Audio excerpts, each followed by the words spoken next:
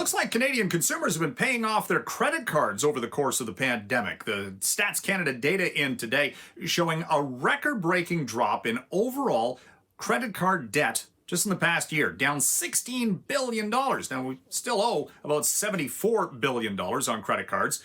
But where is the money coming from? Well, people aren't spending as much, but also maybe shifting some of their debts over to their mortgages, as mortgage debt has gone up by a record-breaking $100 billion in the past year. Now the collective debt owing for Canadian consumers, including home ownership, $2.5 trillion.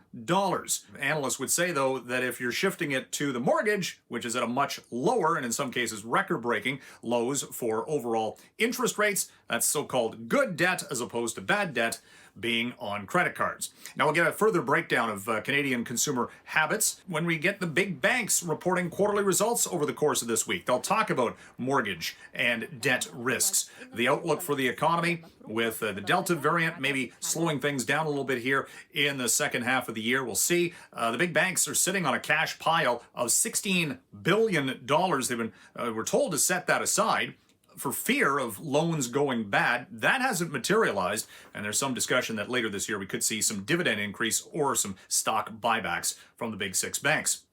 Well, Pfizer was making all sorts of news today. It got that full go-ahead, the green light from the U.S. Food and Drug Administration for its COVID-19 vaccine developed in partnership with BioNTech for full approval for those 16 and up. Moderna saw its share price jump in reaction to that, expecting a similar move by the FDA in coming days. But Pfizer was also making other news. It's buying a Canadian drug company called Trillium Therapeutics, has operations in Mississauga, and it's working on some clinical trials for cancer drugs.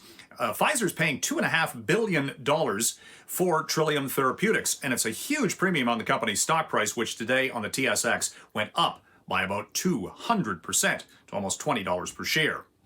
Markets had a good start to the week, a much different attitude today as opposed to what we saw over the previous week, which was a money loser. The TSX and Dow both up triple digits. Price for oil, a big contributor. Don't get too excited about the price for gas and its recent pull down, because the price for oil spiked 6% today. Again, supply-demand metrics and the thinking that, well, the U.S. dollar came down as well because it doesn't appear that the U.S. central bank is going to change on interest rate policy anytime soon. Again, the Delta variant shaking up a big conference this week that was supposed to happen in Jackson Hole, Wyoming, an annual economic event where central bankers gather, but that is going virtual for a second year in a row. They say they just can't take the risk of gathering as a group as opposed to going online. We saw the price for gold today up $24 an ounce, and the Canadian dollar just shy of 79 cents.